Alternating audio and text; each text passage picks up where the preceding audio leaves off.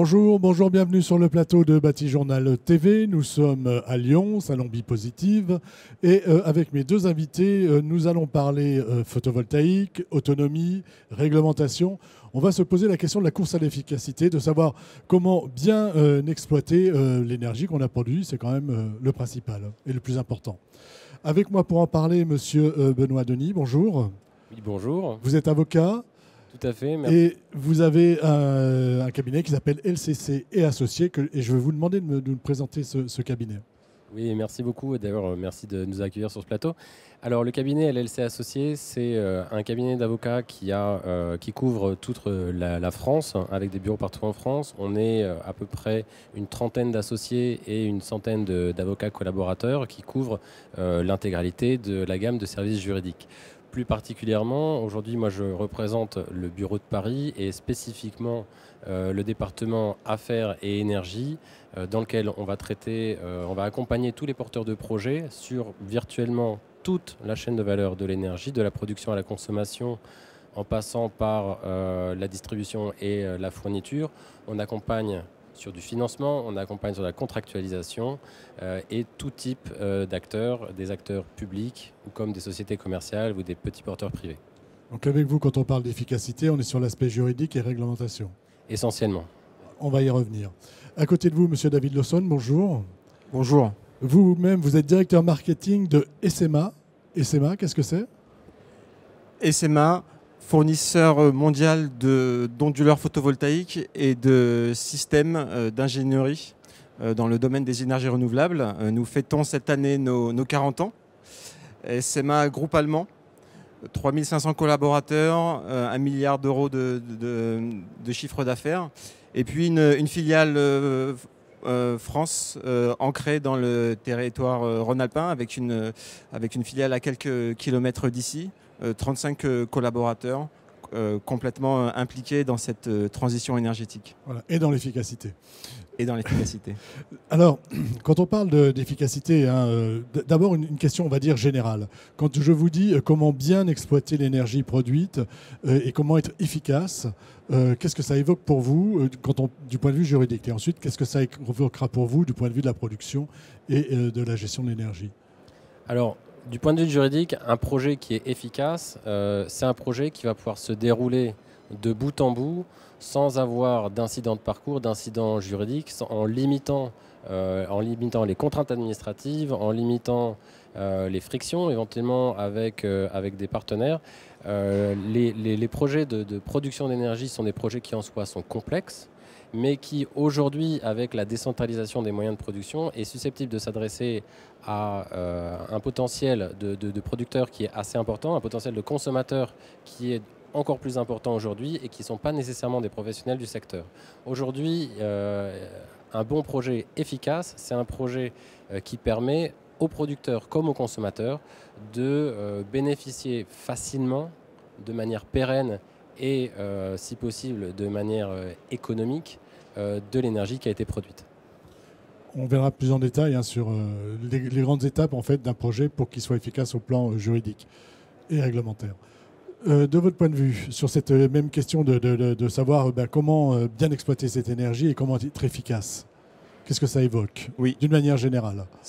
Ce que ça évoque de manière générale, un enjeu de société est majeur. L'énergie aujourd'hui, la transition énergétique, et on le sait, le défi de ce siècle. Et donc l'efficacité, son efficacité est au cœur de tous les enjeux.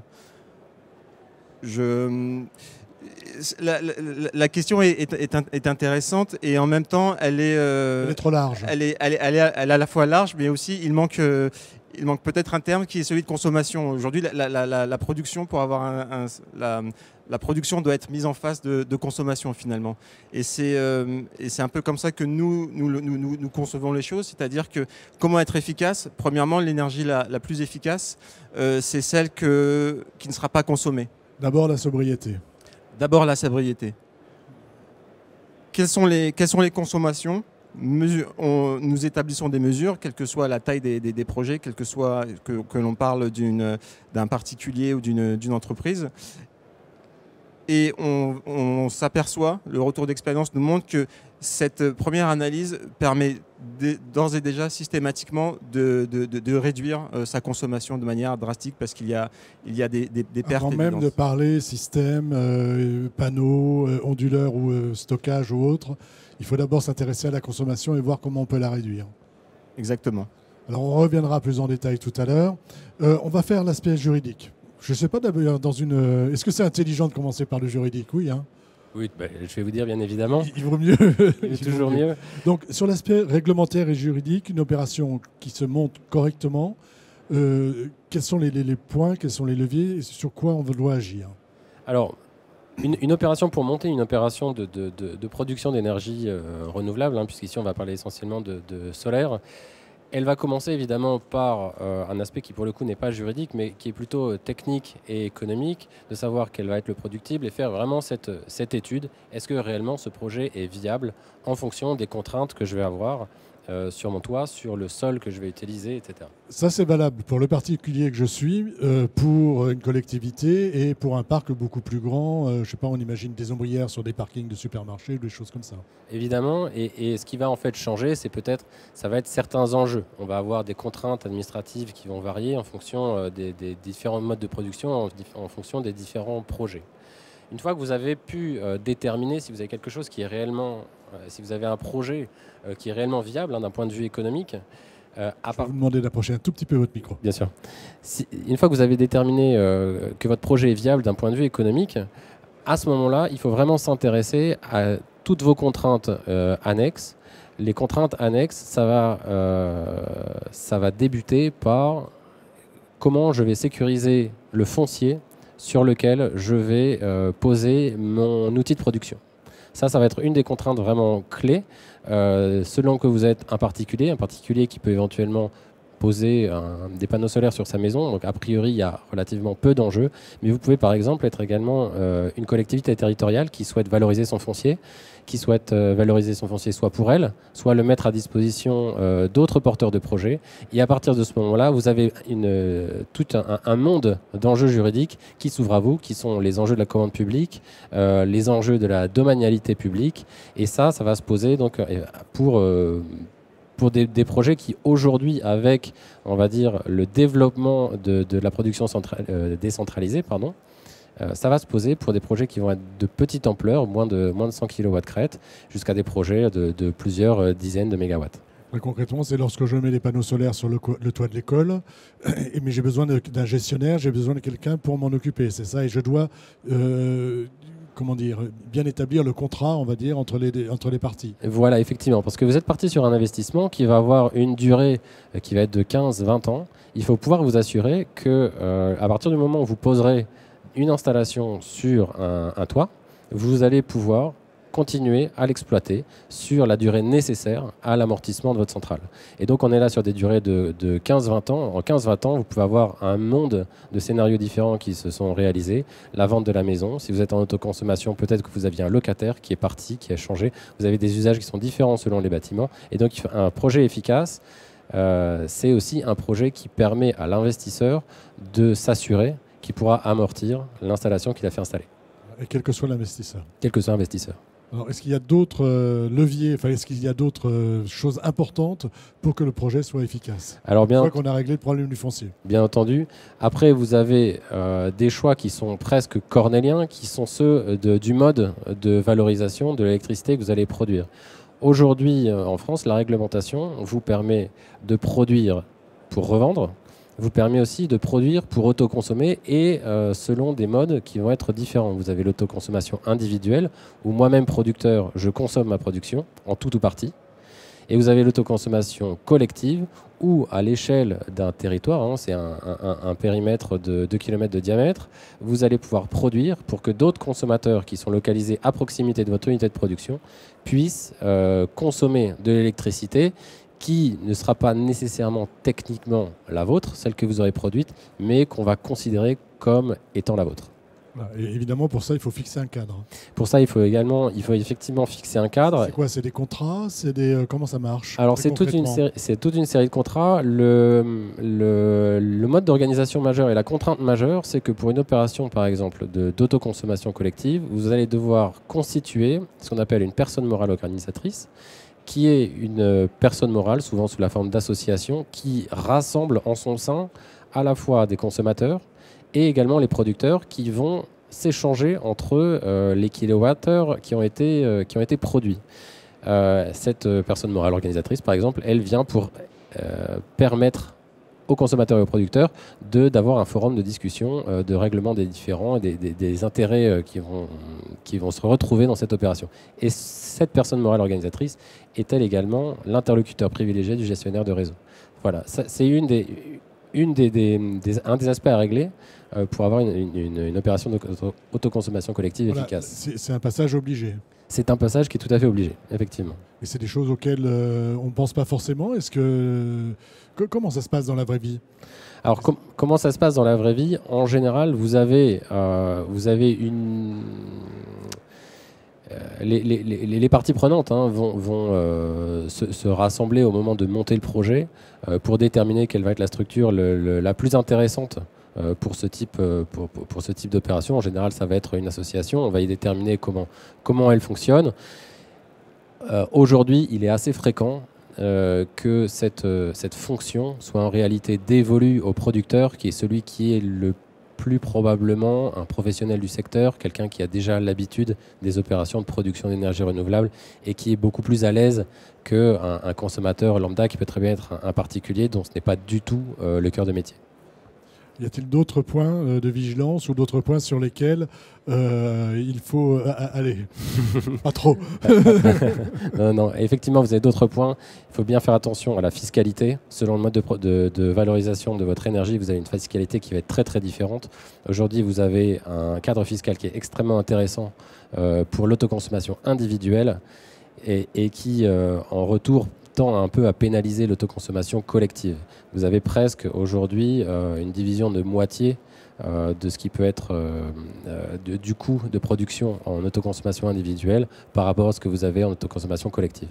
Voilà, ça aussi c'est important, ça aussi ça fait partie de l'efficacité. Tout à fait. Donc si je comprends bien, et évidemment on ne va pas pouvoir tout détailler, mais un projet photovoltaïque d'autonomie, il doit d'abord être efficace au plan juridique. Savoir exactement ce qu'on veut, ce qu'on fait et avec qui. Exactement. On va parler avec vous de l'installation cette fois-ci. Une installation efficace en autonomie, c'est quoi? Après qu'on ait réglé le problème de la sobriété. Oui. Qu'on ait fait attention à la sobriété. Une installation efficace, c'est une installation qui produit localement, au plus près de la consommation, une énergie renouvelable.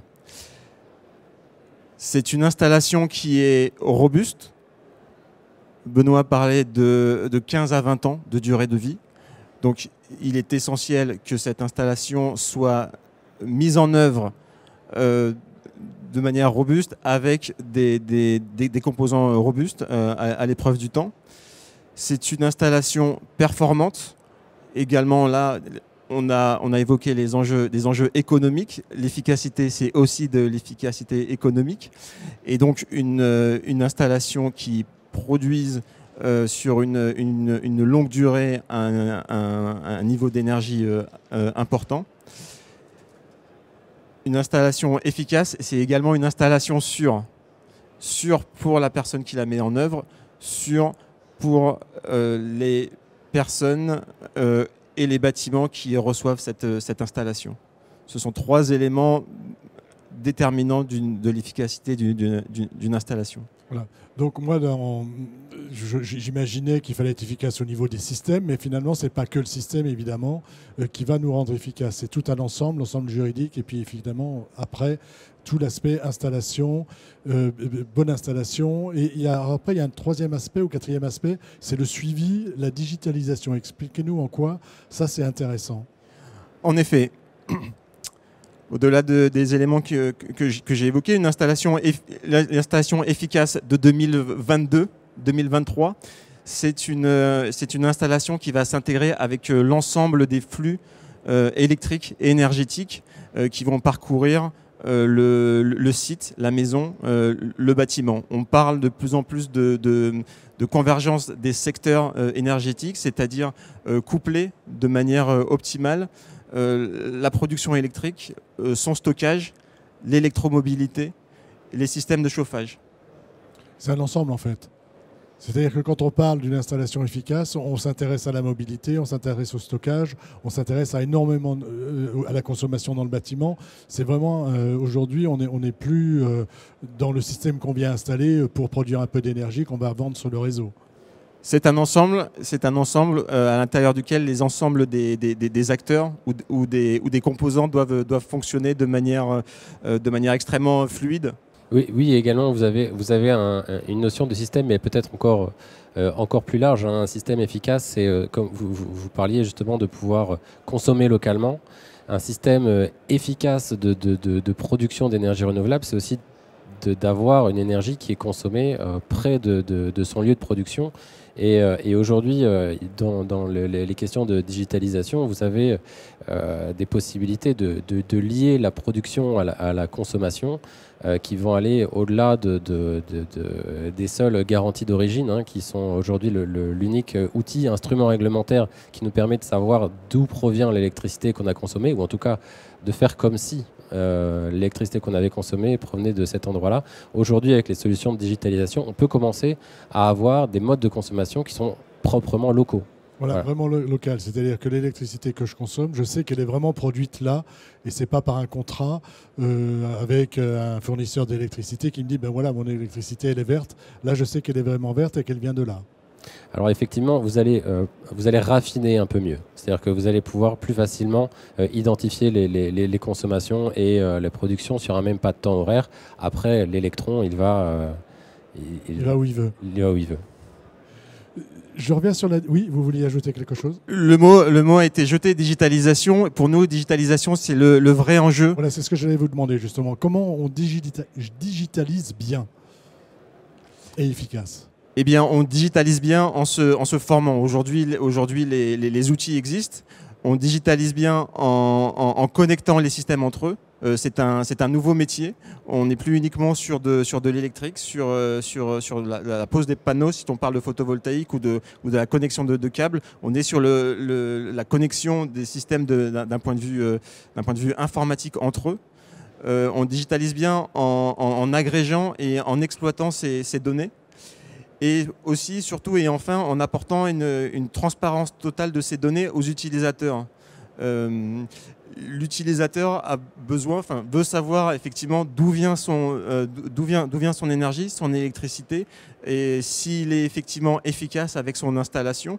Et il y a également un vrai enjeu pour les installateurs ou pour la profession de valoriser leur profession qui a souffert ces dernières années et qui, à travers cette digitalisation et cette transparence des données, peut vraiment acquérir de nouvelles lettres de noblesse. D'accord. Ça veut dire qu'on digitalise l'installation, la production proprement dite, le stockage et la consommation. Et on essaie d'être le plus efficace possible dans l'information pour pouvoir utiliser l'énergie au bon moment, c'est ça ? Oui. C'est tout à fait ça. On mesure l'ensemble des flux et puis on utilise des systèmes, des outils qui permettent de déplacer une consommation en face d'une production pour être le plus efficace possible. Et vous avez justement une appétence du consommateur qui est assez importante pour savoir d'où provient sa consommation, que ce soit pour un particulier, parce que c'est à titre personnel, ça peut être intéressant, on a ses convictions personnelles, mais vous avez aussi souvent, lorsque vous avez un producteur qui est une collectivité territoriale, il y a aussi une question de transparence publique. Vous avez des collectivités qui investissent et qui ont besoin de pouvoir dire à leurs administrés, voilà, l'électricité qui est là, c'est la nôtre. Voilà. L'électricité que vous consommez, qu'on consomme pour l'école, pour la mairie, on sait qu'elle provient de notre installation et uniquement, enfin pas uniquement, mais en tout cas à 80% de notre installation. Et ça, on a besoin de le savoir. C'est une information qu'on doit donner. Effectivement, oui. Qui est très recherchée, en tout cas par les décideurs publics. D'accord. On arrive un peu au terme de ce petit échange sur l'efficacité des installations photovoltaïques et de l'énergie, enfin de l'énergie qu'elles produisent. Je vais vous demander tous les deux une petite conclusion, un peu en forme soit de prospective, soit de nous dire aujourd'hui, peut-être sur l'aspect technique, où va l'efficacité aujourd'hui. Est-ce qu'il y a des développements importants ? Et puis après, on reviendra sur l'aspect juridique. Où va l'efficacité juridique aujourd'hui ? Alors, en guise de prospective, on peut dire que les perspectives sont belles. On est à l'aube où on est au démarrage vraiment d'une très belle aventure. L'autoconsommation va continuer à progresser. En France, la prochaine étape que l'on voit, c'est le stockage véritablement de l'énergie renouvelable, du photovoltaïque. Utiliser cette énergie 24 heures sur 24, 7 jours sur 7, c'est certainement des éléments que l'on va voir dans les prochains semestres. Et la digitalisation devrait nous permettre d'y arriver, si j'ai bien compris. La digitalisation est au cœur et on le répète, c'est effectivement un enjeu majeur du développement de ce marché. Sur l'aspect juridique, j'ai compris, hein, même si on n'a pas fait tout le tour, que c'était un petit peu peut-être compliqué. Est-ce que ça a besoin de simplification et est-ce qu'on va vers de la simplification ? Alors, on va vers de la simplification et c'est très positif. Hein. Le bilan de l'autoconsommation et surtout de l'autoconsommation individuelle est très positif. Donc ça, c'est très bien. L'autoconsommation collective se développe de plus en plus et de plus en plus maîtrisée par les parties prenantes. Donc ça, c'est encore mieux. Peut-être ce qu'on attend, ça va être une simplification sur d'autres régimes qui sont en construction, notamment celui des communautés d'énergie, qui nous permettront à terme de mélanger également les énergies, hein, de ne pas rester que sur de l'électrique, qui aujourd'hui a encore besoin de structuration réglementaire, d'une structuration réglementaire assez importante pour être proprement efficace. Écoutez, messieurs, merci. Merci d'être venus sur le plateau de Batijournal nous parler d'efficacité. Et, en tout cas, on a fait un petit tour d'horizon. Je ne suis pas sûr qu'on ait été complètement exhaustif, mais on a déjà une bonne idée de ce qu'il faut faire ou pas faire. Merci beaucoup. Il faut aller vers le juridique, s'intéresser vraiment à son contrat et puis évidemment aller sur du matériel et sur de l'efficacité de la production. Merci à vous d'être venus sur le plateau de Batijournal TV pour nous parler de cela. Une émission à retrouver sur notre site internet Batijournal TV et sur les sites de nos partenaires que sont le Salon Bipositive et le magazine Planète Bâtiment. Merci à vous. Merci beaucoup. Merci.